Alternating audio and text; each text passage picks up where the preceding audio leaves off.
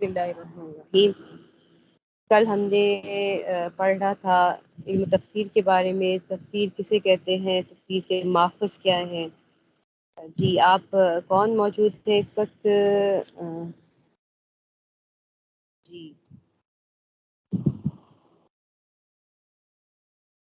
क्या नाम है आपका भाई, मैं देख लूँ।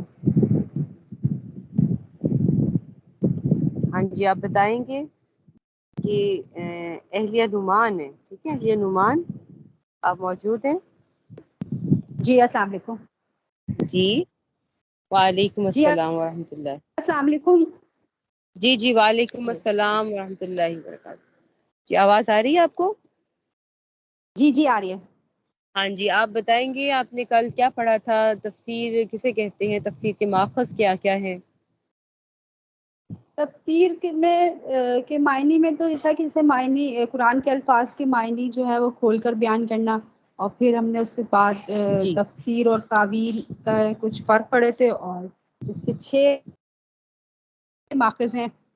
कुरान पाक नंबर 1 कुरान पाक, जी जी और नंबर 2 हदीस, और नंबर 3 सहाबा के अक़वाल, और नंबर 4 ताबईन के अक़वाल, और नंबर 5 जो है वो अक्ल सलीम, और इसके बाद नंबर 6 अक्ल सलीम, और नहीं नंबर 5 पे बल्कि लुगत अरबिया, और नंबर 6 अक्ल सलीम। इसके अलावा आपने ठीक 3 ऐसे माखज़ बताए थे जिन पर जो है वो अमल करना ज़रूरी नहीं है, जिसमें इसराइली रवायात हैं, और तफसीर बिल राय है, और एक और था उनके, और किसी की तफसीर थी, एकदम ध्यान से निकल गया। इनके ऊपर अमल करना ज़रूरी नहीं है। चलें जी, ठीक है, माशाल्लाह से हो गया, ठीक है। हाँ मैंने ये सारा माशाल्लाह, नोट डाउन कर लिया था आपकी रिकॉर्डिंग सुन के। बस ठीक हो गया ये सारा इंशाल्लाह। आप नोट कर लिया। रिकॉर्डिंग ही लेते हैं या फिर आपके लिए आसान है क्लास लेना? नई क्लास तो हम लेते हैं बाकायदा, लेकिन ये है कि ड्यूरिंग क्लास लिखना थोड़ा मुश्किल हो जाता है, इसलिए बाद में रिकॉर्डिंग से एक दफ़ा दोबारा लेसन लिख लेते बस हैं। ठीक हो गया, ठीक हो गया, ठीक है इंशाल्लाह ताला। हाँ जी अच्छा चले जी, आज हमने सूरह तौबा से शुरू करना है, ठीक है?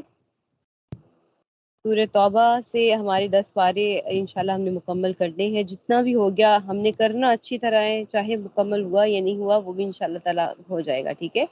कुरान का तो इल्म ऐसा है ना, कल आपको बताया था कि तफसीर इतना ये गहरा इल्म है कि आप सहाबा से देखें उन्होंने कितने सालों में, ये मैंने बताई थी शायद बात आपको, कि कितने सालों में इब्न उमर रज़ी अल्लाह अन्हु ने इस जो है वो सूरह बक़रा को याद किया। तकरीबन 8 साल के अरसा में, ठीक है? तो 8 या 9 साल के अरसा में उन्होंने इसका तो इसके मसाइल, इसके अहकामात है वो तो सीखते ही रहना है इंशाल्लाह ताला, जब तक हमें अच्छी तरीके से अज़बर ना हो जाए। और फिर भी हमें यही समझना है कि हमारा कुरान के बारे में इल्म नाक़िस ही है और रहेगा। ठीक है, हम सूरह तौबा शुरू करते हैं। सूरह तौबा हिया मदनियतु, सूरह तौबा मदनियतु व हिया मिअतु व तिस्उ व इशरून आयतन व सित्ततु अशरा रुकुअन। सूरह तौबा मदनी सूरत है, ठीक है? और इस सूरत को अच्छा मुझे बताइए आप, मदनी सूरत किसको कहते हैं और मक्की सूरत किसको कहते हैं? फर्क पता होगा।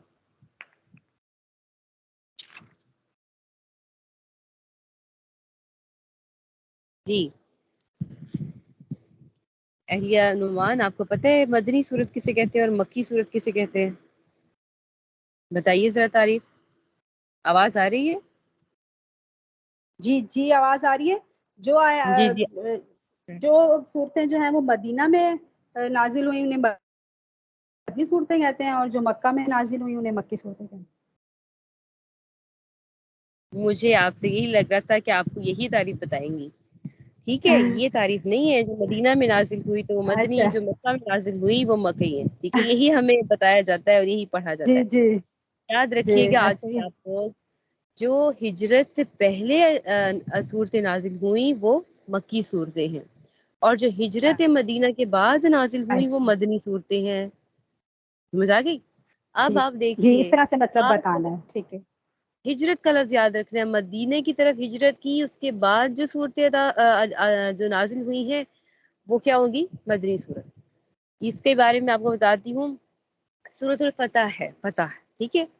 اِنَّا فَتَحْنَا لَكَ فَتْحًا مُبِينًا، اس کو مدنی صورت کہتے ہیں، لیکن یہ نازل کہاں ہوئی؟ مکہ کے رستے میں. ہم اسے مکی صورت تو نہیں کہیں گے نا، اسے کیا کہیں گے؟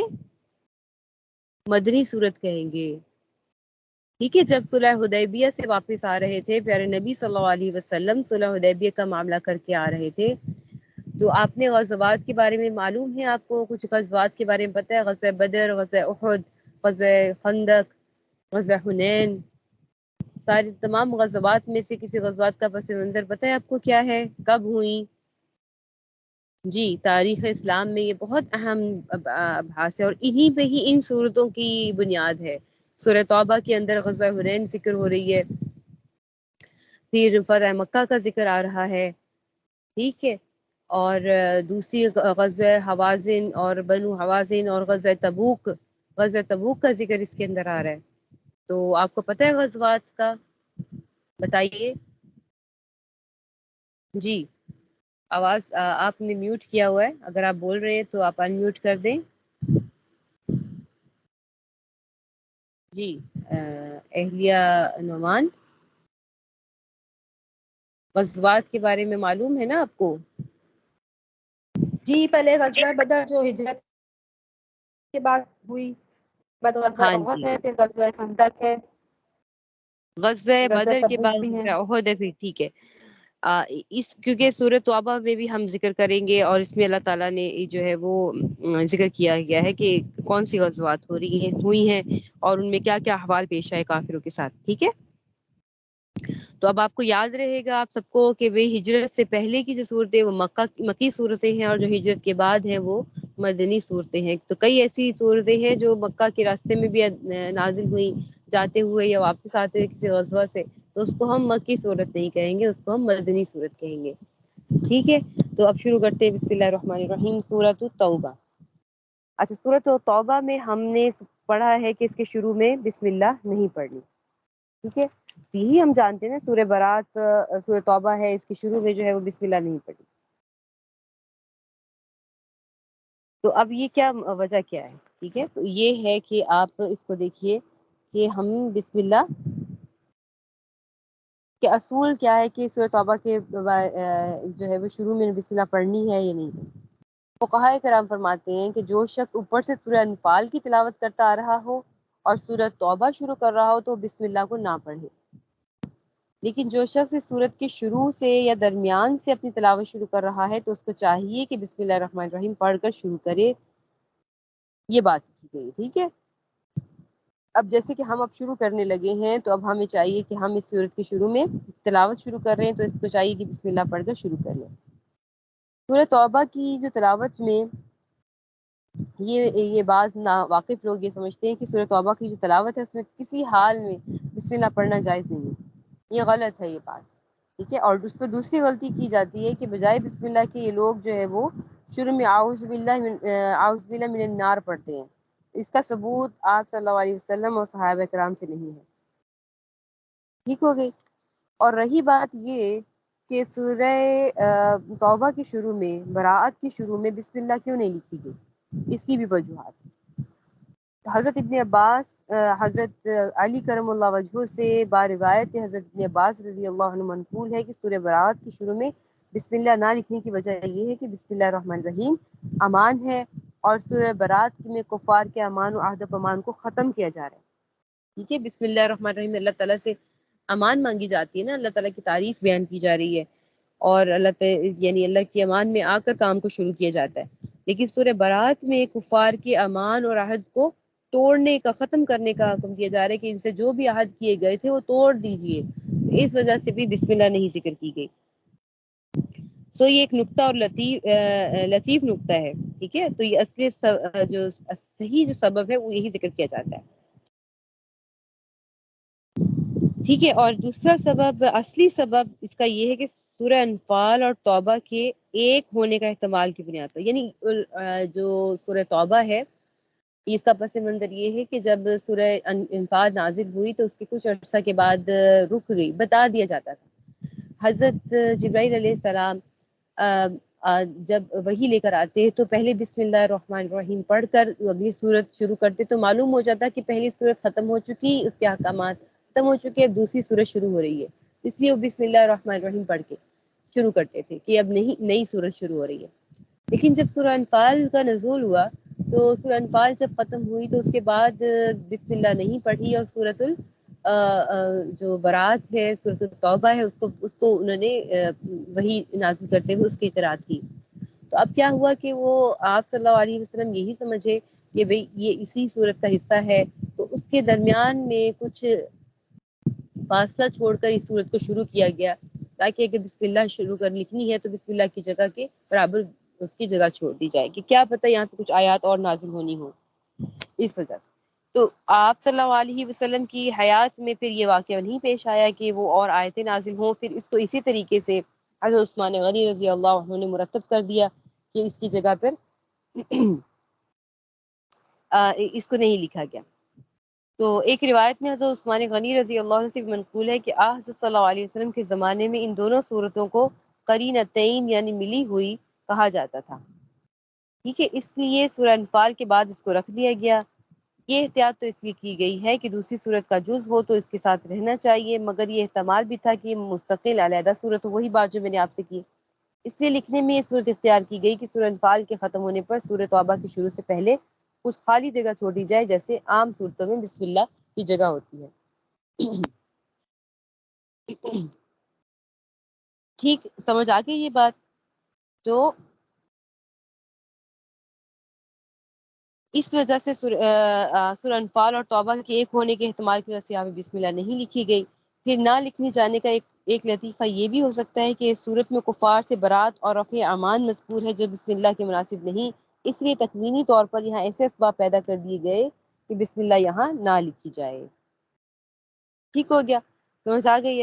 اب شروع کرتے ہیں۔ اب ہم تو تلاوت شروع کر رہے ہیں نا، تو اب بہتر یہی ہے، اس بہتر پر عمل کرتے ہوئے ہم اگر اعوذ باللہ من الشیطان الرجیم بسم اللہ الرحمن الرحیم پڑھ لیتے ہیں۔ براءۃ من اللہ ورسولہ الی الذین عاہدتم من المشرکین، صاف جواب ہے اللہ کی طرف سے اور اس کے رسول کی ان مشرکوں کو جس سے تمہارا عہد ہوا تھا۔ فسیحوا فی الارض اربعۃ اشہر واعلموا انکم غیر معجزی اللہ وان اللہ مخزی الکافرین۔ ایک منٹ دیجیے مجھے ذرا۔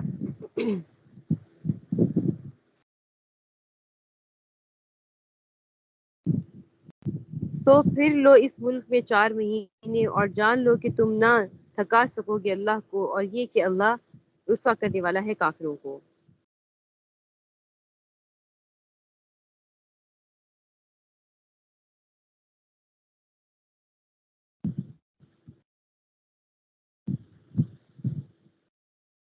اچھا جی۔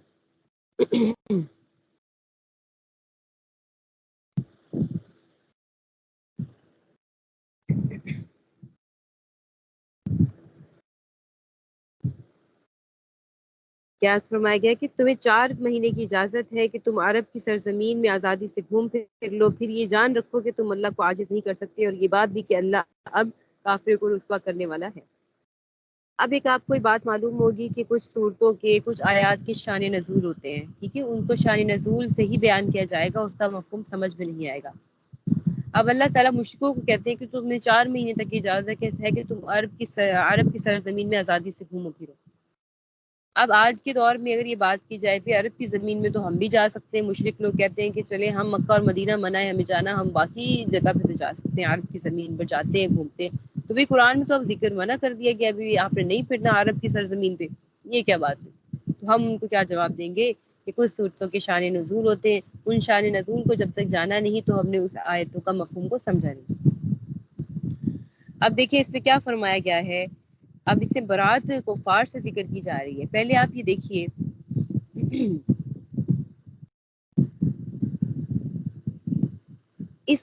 یہ صورت نازل کب ہوئی؟ یہ صورت فتح مکہ کے بعد نازل ہوئی، ٹھیک ہے، فتح مکہ جب ہو گیا اس کے بعد سورہ نازل ہوئی۔ اب فتح مکہ کیسے ہوا؟ یہ بھی ایک ہے، اس سے پورا واقعہ ہے کہ غزوہ صلح حدیبیہ ہوئی اس سے پہلے۔ صلح حدیبیہ کیا ہے؟ کہ پیارے نبی صلی اللہ علیہ وسلم نے خواب میں دیکھا کہ وہ عمرہ کر رہے ہیں، ٹھیک ہے، اور آپ کو معلوم ہے کہ نبیوں کا خواب سچ ہوتا ہے، وہ وحی ہی ہوتا ہے اور وہ سچ ہوتا ہے۔ پیارے نبی صلی اللہ علیہ وسلم اپنے کچھ صحابہ کو ساتھ لے کر عمرہ کے لیے چلے گئے۔ جب عمرہ کے لیے پہنچے تو ابھی کچھ مقام دور ہی تھے مکہ سے کہ ان کو خبر معلوم ہوئی کہ پیارے نبی صلی اللہ علیہ وسلم اپنے کچھ ساتھیوں کے ساتھ مکہ پر حملہ کرنے آئے۔ آپ صلی اللہ علیہ وسلم اس مقام پر، حدیبیہ کے مقام پر ٹھہر گئے اور فرمایا کہ بھئی میں یہاں پر لڑائی کرنے نہیں آیا، میں تو عمرہ کرنے آیا ہوں۔ انہوں نے کہا کہ آپ اپنے یہاں سے کچھ سفیر کو بھیجیں، ہمارے سے بات کریں، مشرکین مکہ کے لوگوں سے بات کریں جو بڑے سردار ہیں ان سے۔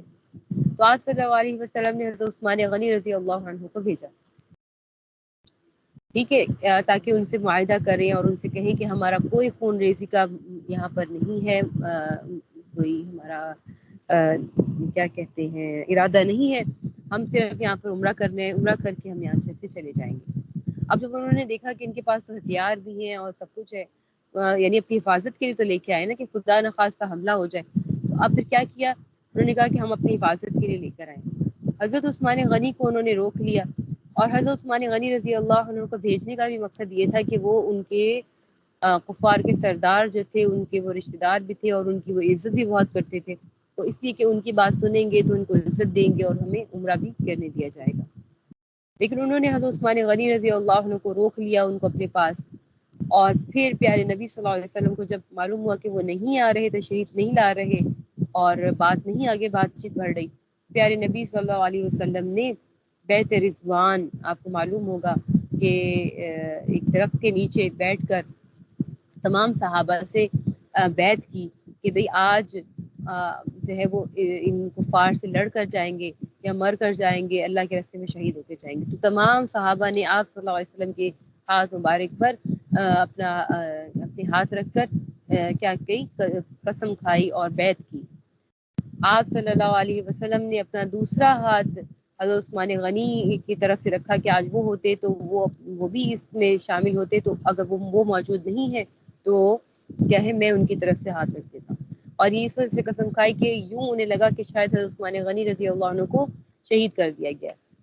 پھر یوں ہوا کہ پیارے نبی صلی اللہ علیہ وسلم جب آئے، حضرت عثمان غنی جب آئے اور یہ بات کی کہ بھئی وہ آپ کو عمرہ کرنے نہیں دیں گے، وہ کہہ رہے ہیں کہ آپ لوگ یہاں سے چلے جائیں، کہ پیارے نبی صلی اللہ علیہ وسلم نے کچھ معاہدے کیے ان کے ساتھ، اور صلح کے معاہدے بھی ہو گئے کچھ کہ اس کو صلح حدیبیہ کہتے ہیں۔ یہ کچھ معاہدے اس طرح ہوئے، ان میں سے ایک معاہدہ یہ تھا کہ آئندہ آنے والے 10 سال میں نہ مسلمان جو ہے وہ مکہ پر حملہ کریں گے، نہ ان کا کوئی بندہ ان پر مسلمانوں پر حملہ کرے گا۔ اس طریقے کے کچھ معاہدے ہوئے کہ اور باقی تمام قبائل میں سے، چھوٹے چھوٹے قبائل میں سے جو بھی قبیلے میں سے جو بھی شخص جو ہے وہ کسی بھی یا مسلمانوں کے ساتھ میں شریک ہونا چاہے، ان کا حواری بننا چاہے تو اس کو اجازت ہے، اگر وہ کافروں کا یعنی مشرکین مکہ کا بننا چاہے تو اس کو اجازت ہے، روکا نہیں جائے گا، اور راستے میں ایک دوسرے کے مال کو لوٹا بھی نہیں جائے گا۔ یہ بات ساری طے ہو گئی۔ اچھا، جب یہ بات طے ہو گئی، اب اس پہ معاہدہ ہو گیا، دستخط ہو گئے، پیارے حضرت عمر رضی اللہ عنہ جو تھے وہ اس معاہدے کے سب خلاف ہو گئے تھے، یعنی صحابہ کی تو جرت نہیں ہے نا کہ پیارے نبی صلی اللہ علیہ وسلم کی کسی عمل پر انگلی اٹھا سکے، لیکن وہ حضرت عمر رضی اللہ عنہ فرماتے ہیں کہ میرے اندر اتنی جرت آ گئی تھی کہ میں نے آگے بڑھ کر پیارے نبی صلی اللہ علیہ وسلم کا ہاتھ مبارک پکڑ لیا کہ نہیں، اس پہ آپ اپنی مہر نہ لگائیے، یہ معاہدہ ٹھیک نہیں ہے، ہم کیوں دب کر چلے، ہم لڑتے ہیں ان سے، ہمیں یہ مار دیں گے یا پھر اللہ کے راستے میں شہید ہو جائیں گے، آپ ان سے معاہدہ نہ کریں۔ اب مصلحت تھی اور اللہ بہتر جانتے تھے ان مصلحت کو، ٹھیک ہے، تو اب مصلحت کیا تھی کہ آئندہ آنے والے حالات بتائیں گے کہ بھئی آگے مسلمانوں کے ساتھ کیا ہوگا۔ اچھا، یہ واقعات ہم جو پڑھتے ہیں، غزوات کے واقعات پڑھتے ہیں، اس کا ہمیں کیا فائدہ ہوتا ہے، شان نزول کا کیا فائدہ ہوتا ہے؟ دیکھیں، انگلی اٹھانے والے جو مستشرقین ہیں، جو اسلام کے خلاف انگلیاں اٹھاتے ہیں اور بڑی بڑی بحثیں کرتے ہیں، ان غزوات سے بہت سے سبق ملتے ہیں ہمیں۔ پوری اسٹریٹجی جو اپنائی گئی، جس طریقے سے کیا گیا اور حکومت کو چلایا گیا، اور کس طریقے سے سب چیزوں کو یعنی دیکھا گیا، سرحد کی کیسے حفاظت کی گئی، اپنی ملک کی کیسے حفاظت کی گئی، اپنی جگہ کی کیسے حفاظت کی گئی، انصاف کرنا کیسے ہے، قیدیوں کو کیسے پکڑنا ہے، کیسے رہا کرنا ہے، یہ تمام چیزیں جو ہے وہ ہمارے پیارے نبی صلی اللہ علیہ وسلم کی سنت مبارکہ سے ملتی ہیں۔ سنت صرف یہ نہیں ہے کہ نماز پڑھ لی، زکوٰۃ ادا کر دی، حج کر لیا۔ سنت تمام پیارے نبی صلی اللہ علیہ وسلم کے افعال ہیں، اقوال ہیں، اور جس چیز پر وہ خاموش ہو گئے، یہ تمام سنتیں۔ تو اب یہ دیکھیے کہ کیا ہے کہ کہاں بات چل رہی تھی کہ صلح حدیبیہ پہ جب حضرت عمر رضی اللہ عنہ فرماتے ہیں کہ جتنی جرت آ گئی میں اپنے قدم 2 پیچھے کر لیا، اور میں نے کہا میں نے کیا ہے کہ میں نے پیارے نبی صلی اللہ علیہ وسلم کا ہاتھ مبارک پکڑ لیا کہ اس پہ وہ مہر لگانی۔ پھر اس موقع پر جب آپ صلی اللہ علیہ وسلم واپس جا رہے تھے یہ صلح حدیبیہ کر کے، تب یہ رستے میں نازل ہوئی انا فتحنا لک فتحا مبینا۔ اللہ تعالیٰ نے فرمایا کہ ہم نے آپ کو فتح مبین دے دی ہے۔ آپ صلی اللہ علیہ وسلم پر جب یہ آیت نازل ہوئی تو حضرت عمر رضی اللہ عنہ کو بلایا اور سب کو بلایا کہ بھئی یہ آیات نازل ہوئی ہے کہ ہم نے آپ کو فتح مبین، کھلی فتح عطا کر دی۔ صحابہ کرام حیران تھے کہ ہم تو معاہدے کر کے واپس لوٹ رہے ہیں مدینہ کی طرف، تو اس میں فتح کی بات کہاں سے آ گئی، کہاں فتح ہوئی ہے؟ تو اب یہ والی بات اس طریقے سے ہو گئی۔ اب وقت گزر رہا ہے، اس کی 1-2 سال بعد کیا ہوا، یہ کفار مکہ کے جو حواری تھے، حواری کہتے ہیں جو کیا کہہ سکتے ہیں انہیں، جنہوں نے کفار مکہ کا ساتھ دیا کہ بھی ہم ان کے فریق ہیں۔ 2 فریق تھے، بنو بکر تھا اور بنو جو ہے خزیمہ، ٹھیک ہے، بنو خزیمہ ہے یا بنو بکر ہے۔ بنو خزیمہ نے جو ہے وہ آپ صلی اللہ علیہ وسلم کے حلیف بننا پسند کیا۔ جی آپ کو آواز آ رہی ہے؟ جی آواز آ رہی ہے نا؟ جی جی آ رہی ہے۔ جی جی ٹھیک ہے۔ تو اور بنو بکر نے جو ہے وہ کافروں کا یعنی مشرکین مکہ کا حلیف بننا انہوں نے پسند کیا کہ ہم ان کے ساتھی ہیں۔ مختلف قبائل تھے نا، ان قبائل میں سے تو اب یہ ہوا کہ جو آپ صلی اللہ علیہ وسلم کے حلیف تھے اور ان کے جو ساتھی جو قبیلہ تھا، ان کے ایک بندے کو بنو بکر کے کسی بندے نے قتل کر دیا، آپس میں جنگ چھڑ گئی، اور کفار مکہ نے ان کا ساتھ دیا بنو بکر کا کہ بھئی آپ صلی اللہ علیہ وسلم کو کیا پتہ چلنا ہے اتنی دور بیٹھے ہوئے کہ کیسے پتہ چلے گا کہ ہم نے ان کا ساتھ دیا۔ انہوں نے ہتھیار دیے، تلواریں دی کہ بھئی مارو انہیں مارو۔ یہ خبر پیارے نبی صلی اللہ علیہ وسلم تک پہنچ گئی کہ بھئی یہ اس طریقے سے وہاں ہوا ہے اور انہوں نے وعدہ خلافی کیا۔ اب آپ صلی اللہ علیہ وسلم نے یہ نیت کر لی کہ اب ہم نے نہیں چھوڑنا انہیں، اور اب ہم نے ان کو کیا کرنا ہے، اب ہم نے ان پر حملہ ہی کرنا ہے، اب جنگ ہی ہوگی، کیونکہ انہوں نے معاہدے کو چھوڑا۔ لیکن آپ صلی اللہ علیہ وسلم کی طرف سے سکوت تھا، کوئی جواب نہیں آ رہا تھا، اور مکہ والے پریشان تھے کہ بھی کوئی جواب نہیں آیا۔ مکہ والے جب یہ غزوہ احد میں، غزوہ حنین میں انہوں نے جب مار کھائی، اور غزوہ خندق میں خاص طور پر، تو اس سے ان کے بالکل رعب و دبدبہ ختم ہو گیا بالکل ہی، اور وہ پھر کیا ہو گئے کہ وہ اب اس ڈر میں تھے کہ خدا نخواستہ ہم پر حملہ نہ کر دیا جائے۔ اب انہوں نے کیا کیا، مکہ کے سرداروں نے کہ ابو سفیان کو بھیجا مکہ مدینہ کی طرف کہ جاؤ بھی احوال لے کر آؤ کہ ہم نے تو معاہدہ ایک حساب سے ہم نے کیا تھا، لیکن اب وہاں پہ بالکل سکوت ہے، خاموشی ہے، کوئی جواب نہیں آیا کسی بھی معاملے میں کہ کیا ہو رہا ہے، جاؤ احوال کا پتہ لے کے۔ وہیں پر یہ واقعہ پیش آیا، حضرت ابو سفیان وہاں پر گئے اور آپ صلی اللہ علیہ وسلم سے کہا کہ معاہدے کو اور بڑھا دیں، معاہدہ 15 سال کا اور کر دیں اس معاہدے کو اور۔ تو لیکن آپ صلی اللہ علیہ وسلم نے فرمایا کہ اب معاہدہ نہیں ہوگا، اب اس میں ہم جنگ ہی ہوگی، اور اس معاہدے کو توڑا گیا ہے۔ اور اس پہ پھر جب نہیں بات مانی تو حضرت عمر رضی اللہ عنہ کے پاس گئے اور حضرت ابوبکر صدیق کے پاس گئے ابو سفیان کے، بھئی اس معاہدے کو وہ سفارش کر دیں، لیکن ان سب نے کہا کہ جو پیارے نبی صلی اللہ علیہ وسلم نے فرما دیا وہی ہوگا۔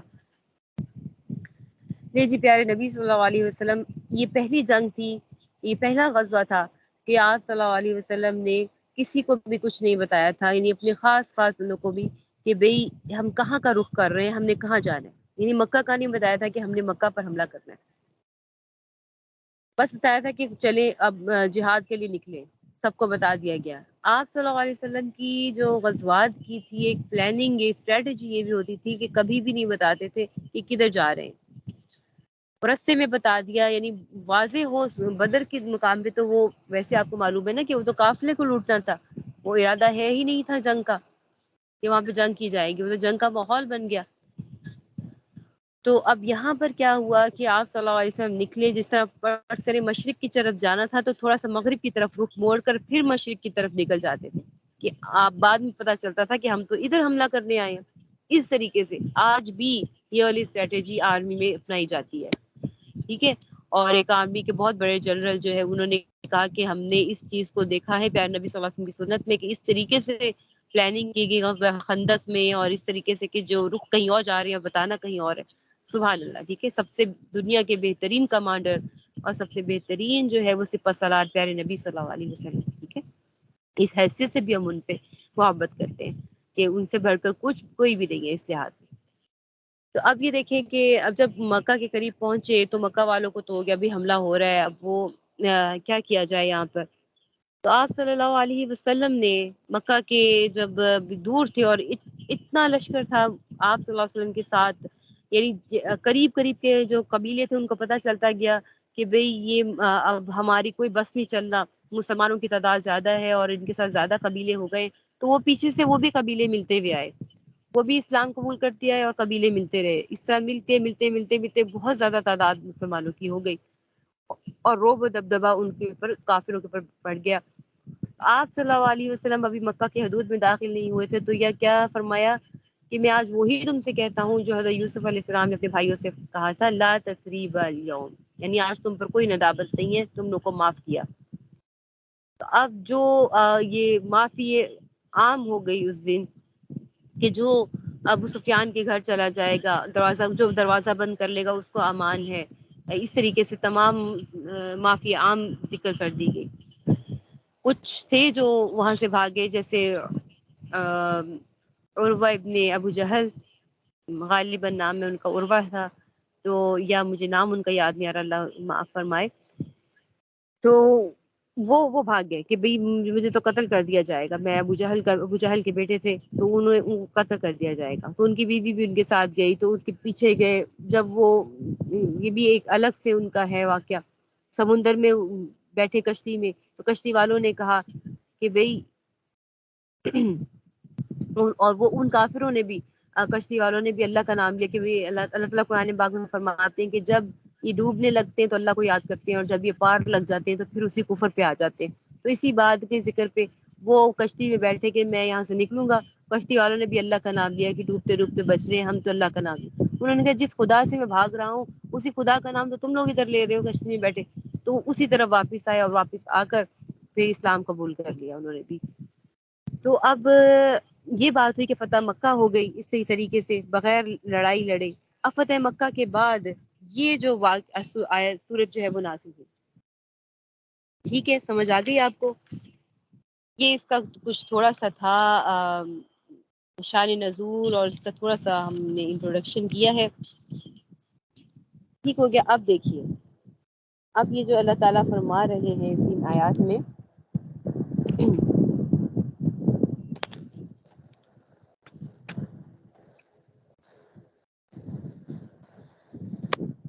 اچھا پھر یہ جو سورۃ توبہ نازل ہوئی، اچھا اس کے بعد ایک اور بات رہ گئی ہے، جب فتح مکہ ہوئی اس میں بھی کچھ معاہدے ہوئے، کچھ کو بالکل ہی معاف کر دیا گیا، کچھ اسلام لے آئے، کچھ قبیلے جو ہے وہ انہوں نے اسلام قبول نہیں کیا تو ان سے معاہدہ کر لیا گیا کہ بھئی آپ جو ہے وہ جزیہ ادا کریں گے یا پھر آپ مسلمانوں کو تنگ نہیں کریں گے۔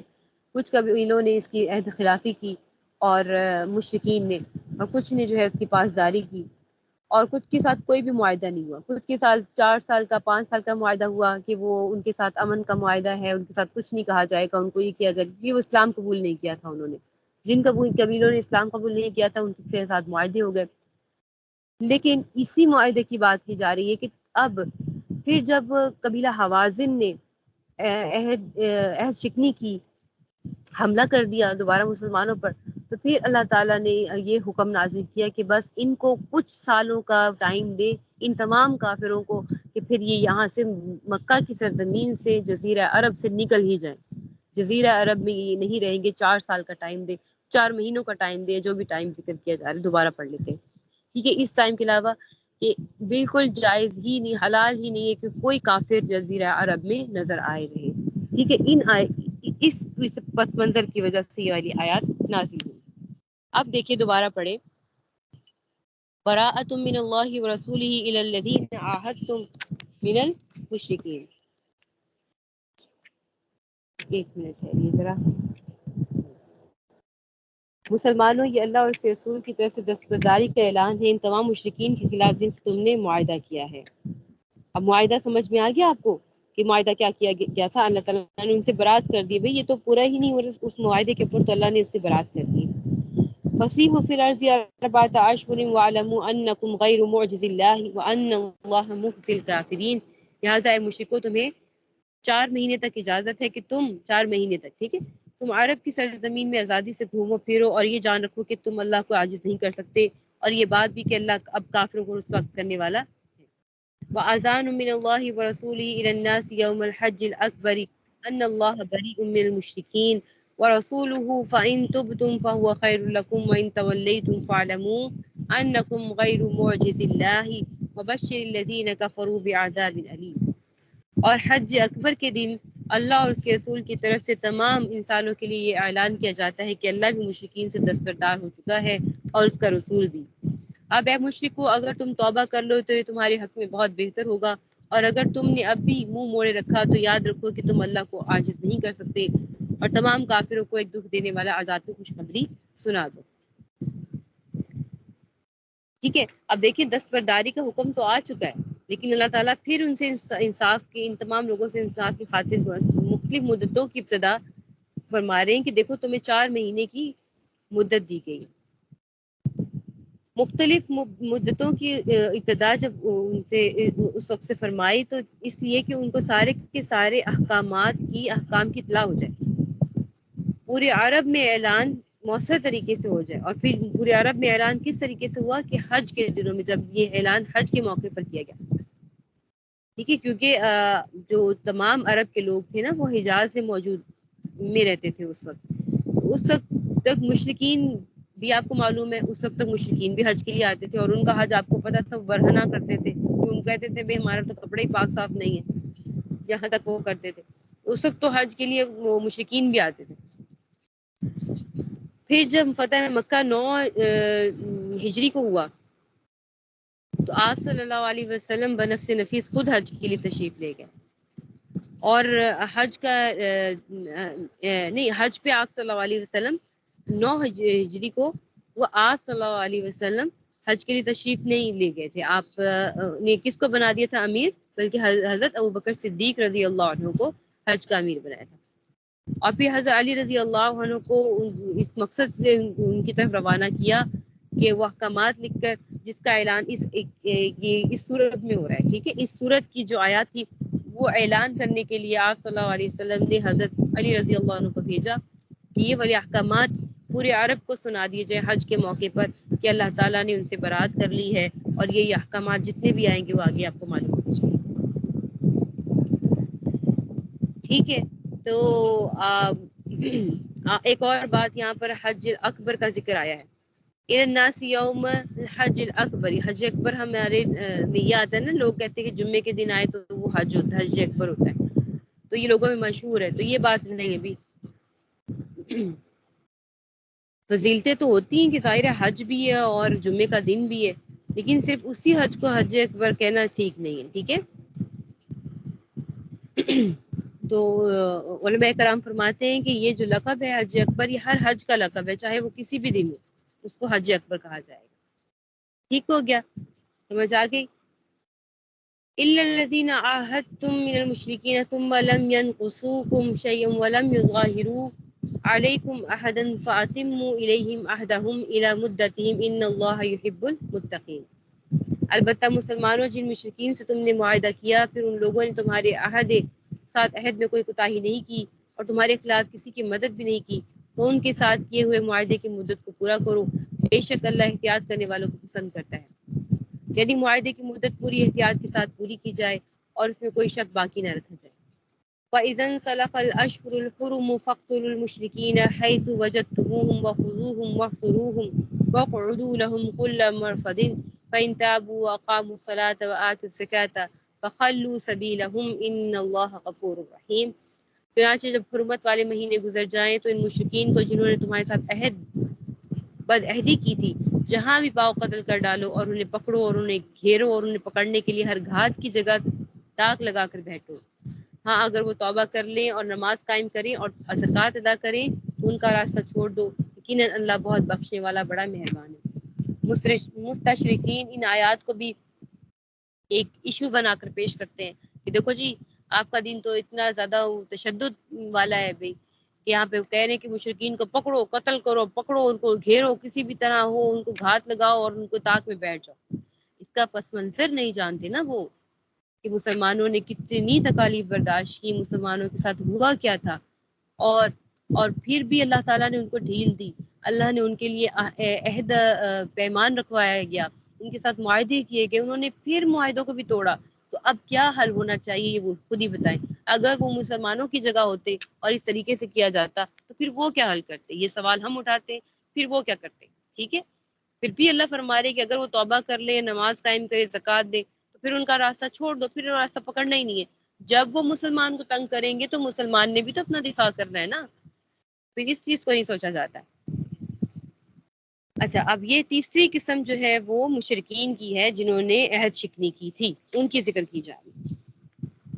وَإِنْ أَحَدٌ مِّنَ الْمُشْرِكِينَ اسْتَجَارَكَ فَأَجِرْهُ حَتَّى يَسْمَعَ كَلَامَ اللَّهِ ثُمَّ أَبْلِغْهُ مَأْمَنَهُ ذَلِكَ بِأَنَّهُمْ قَوْمٌ لَا يَعْلَمُونَ۔ اور اگر مشرکین میں سے کوئی تم سے پناہ مانگے تو اسے اس وقت تک پناہ دو جب تک وہ اللہ کا کلام سن لے، پھر اسے اس کی امن کی جگہ پہنچا دو، اس لیے کہ یہ ایسے لوگ ہیں جنہیں علم نہیں ہے۔